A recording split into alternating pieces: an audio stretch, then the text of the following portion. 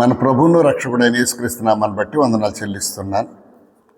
ప్రియమైన దేవుని బిడ్డలారా, మనము బైబిల్ బిగినింగ్ నుంచి మనం ఒక్కొక్క అధ్యాయంగా వెళ్తున్నట్లుగా మీరు అబ్జర్వ్ చేశారు. గత వీడియోలో ఇశ్రాయేలీలు ఎలాగా యోర్దాను నదిని దాటారు, అలాగే వేశ్య అయినటువంటి ఆమె ఎలా రక్షించబడింది, అదైన తర్వాత దేవుడు వారితో చెప్పాడు, మొత్తము ఈ దేశంలో ఉన్నదంతా, ఈ పట్టణంలో ఉన్నదంతా శపించబడింది. బంగారము వెండి ఇనుము మాత్రము దేవుని ధనాగారంలో పెట్టండి, మిగతాదంతా కూడా కాల్చివేయండి, ఏదైనా ముట్టుకుంటే మీరు శాపగ్రస్తులు అవుతారని దేవుడు చెప్పాడు. అలాగే యెహోషువ కూడా ఈ పెద్దలందరి చేత ప్రమాణం కూడా చేయించేశాడు, దేవుని మందిరం దగ్గర చేశాడు. తర్వాత ఇంకా వీళ్ళు ముందుకు సాగిపోతూ ఉంటుండగా అక్కడ వీళ్ళందరూ కూడా బయలుదేరారు. యెహోషువ చెప్తున్నాడు, మీరు వెళ్ళి దేశం వేగులు చూడని బేతేరు తూర్దుకున్న హాయిపురానికి వేగుల వారిని పంపించారు. వేగుల వారు హాయిపురానికి వెళ్ళారు.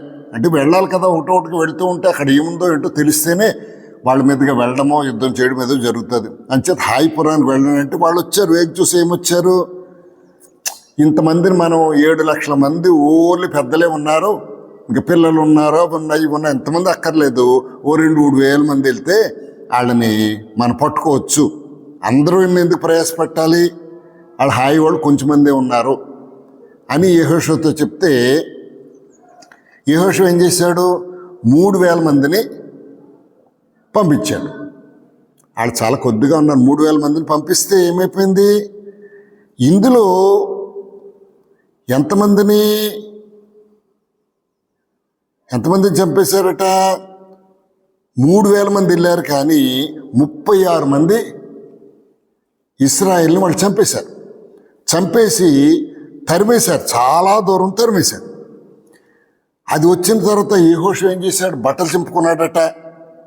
ఇశ్రాయేల్ అందరూ సాయంకాలం వరకు యెహోవా మందసం ఎదుట తల నేల కాంచి ప్రార్థన చేస్తున్నారట. వాళ్ళు అంటున్నారు, అయ్యో ప్రభువా, మమ్మల్ని నశింప చేయనట్లు అమోరీల చేతికి ఎందుకు అప్పగించావు, యోర్దాను ఎందుకు దాటించావు, యోర్దాను అవతల ఉంటే సరిపోయేది కదా, ఇప్పుడు ఏం చెప్పాలండి, జనులందరికీ ఏం చెప్పాలి, ఈ కనానీయులు మా దేశ నివాసులందరూ విని మమ్మల్ని చుట్టుకొని మా పేరు భూమి లేకుండా తుడిచేస్తారేమో, ఏమని ప్రార్థన చేస్తాను నీ ఘనమైన నామాన్ని బట్టి. అప్పుడు అంటుంటే దేవుడు యెహోషువతో, నువ్వులే, ఎందుకు నీవు నీ ప్రజలందరూ కూడా నేలని ముఖాన్ని ఆనుకుంటారు, మీరు పాపం చేసి ఉన్నారు, ఇశ్రాయేలీయులు పాపం చేసి ఉన్నారు, నేను చేసిన నిబంధనను మీరారు. యెహోషువ అడుగుతున్నాడు, ఏ నిబంధన మీరేమో, నేను యెరికోలో ఉన్నదంతటిని శపించాను, దాన్ని ఎవరు బంగారము వెండి ఇనుము దాంట్లో పెట్టేయండి, ధనాగారంలో పెట్టేయండి, మిగతాదంతా కూడా కాల్చేయండి అని చెప్పాను. మీరు దానిని వ్యతిరేకించారు, నిబంధన మీరారు, కాబట్టి మీరు ఎంతమంది వెళ్ళినా కూడా హాయిపురం మీద ఓడిపోతున్నారు. ఇప్పుడు వాడిని ఏమన్నా పట్టుకోండి అని చెప్తే, అశపితమైన దాన్ని తీసుకుని దొంగతనం చేసి బొంకి సామాన్లు దాచుకున్నారు. కాబట్టి ఇశ్రాయేల్ అంతా శాపగ్రస్తులు అయిపోయారు, నిలవలేక వెనుతిరిగిపోయి వచ్చారు. శాపగ్రస్తులైన వారు మీ మధ్య ఉండకుండా నిర్మూలన చేస్తేనే తప్ప మీతో తోడై ఉండను. ఇప్పుడు ఏమంటున్నాడు, ఎవరైతే వ్యతిరేకించారో, శాపమైన దాన్ని చేశారో, శపితమైన దాన్ని ముట్టుకున్నారో, ఎవడైతే ఉన్నాడో వాడిని మీలోంచి తీసేయండి, అప్పుడు మళ్ళీ మీకు తోడాడు, అంతవరకు నేను చూడను. నువ్వు లేచి జనాలందరినీ పరిశుద్ధపరచు, వాళ్ళకి చెప్పు, రేపుడు మిమ్మల్ని మీరు పరిశుద్ధపరచుకోండి. దేవుడు చెప్పింది ఏంటంటే, శాపగ్రస్తమైన దగ్గర మీది ఒకటి ఉంది, దాని మధ్యన మీ నిర్మూలన చేయకుండా మీ శత్రుల దగ్గర నిలవలేరు, ఉదయాన్నే ఏం చేశాడు, గోత్రాలు బట్టి అందరినీ రమ్మన్నాడు. ఒక్కొక్క గోత్రాన్ని బట్టి పెద్దలందరినీ రమ్మన్నాడు. అందరూ రండి, కుటుంబాలు చొప్పున రండి. శపితమైంది ఎవరి దగ్గర దొరుకుతారో వాళ్ళని ఏం చేయాలట, వాళ్ళందరినీ కూడా కాల్చివేయాలి. యెహోవా నిబంధన మీరి ఇశ్రాయేలు దుష్కార్యము చేసినటువంటి వాడు ఎవడు? ఇలా చేస్తుంటే ఒక్కొక్క వంశం వస్తుంది. అక్కడ ఒక వంశం పట్టుబడ్డది.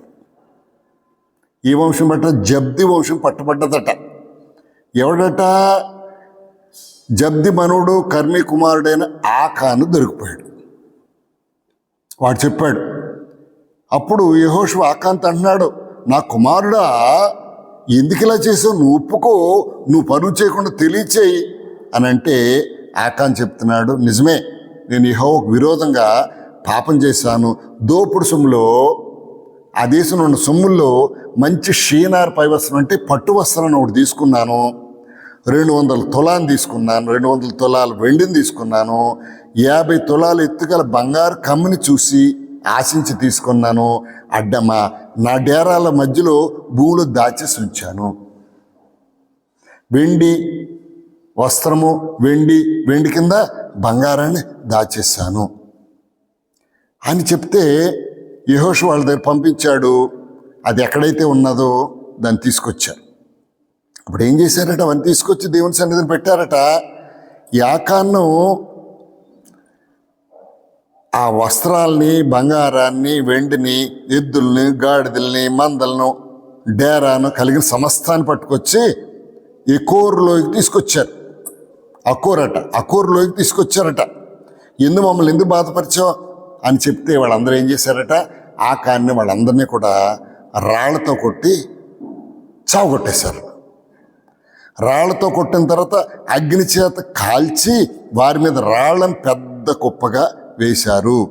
అది నేటి వరకు ఉందని చెప్తున్నాడు. అందుకని ఆ లోయని ఏం పేరు పెట్టారట, ఆ చోటుకి అకోరు లోయ అని పేరు పెట్టారు. ప్రియమైన దేవుని బిడ్డలారా, ఈ సంఘటన బట్టి, యెహోషువ కాలంలో జరిగిన ఈ సంఘటన బట్టి మనకి ఏమర్థమవుతుంది?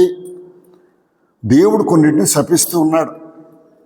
మీరు మంత్రగాళ్ళ దగ్గరికి వెళ్ళకూడదు, సోదులు చెప్పించుకోకూడదు, లేదా వాస్తులు చూడకూడదు, ఇలాంటివన్నీ చెప్తున్నాడు. అయినప్పటికీ కూడా నేను ఈ మధ్య పెళ్ళిళ్ళలో చూశాను. నేను పెళ్ళిళ్ళలో చూస్తే ఏమున్నది, ఇంట్లో దిగడం కూడా నేను చూశాను. వాళ్ళు అంటున్నారు, మంచి క్రిస్టియన్సే అనుకుంటున్నాను నేను, పాలు పొంగించండి అంటున్నారు. ఇంకొకటికి వచ్చింది ఏంటంటున్నారు, అక్షంతలు కలపండి, పసుపు అక్షంతలు కలపండి అంటున్నారు. దేవుడు ఇవన్నీ మనకు చేయొద్దని చెప్పాడు.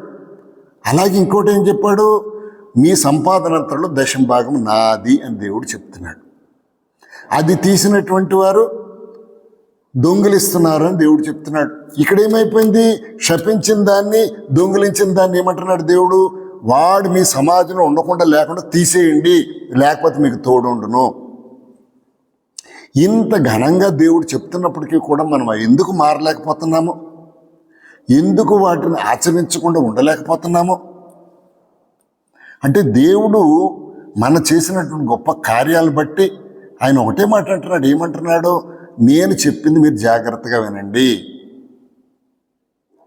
ఎవరు నన్ను ప్రేమిస్తారో అని చెప్తున్నాడు. ప్రేమించడం అంటే యోహాను పత్రిక 1వ అధ్యాయంలో మనకు తెలియబడుతుంది ఏంటంట, ప్రేమించడం అంటే ఏంటంటే ఆయన ఆజ్ఞలు అనుసరించడమే ఆయన ప్రేమించడం.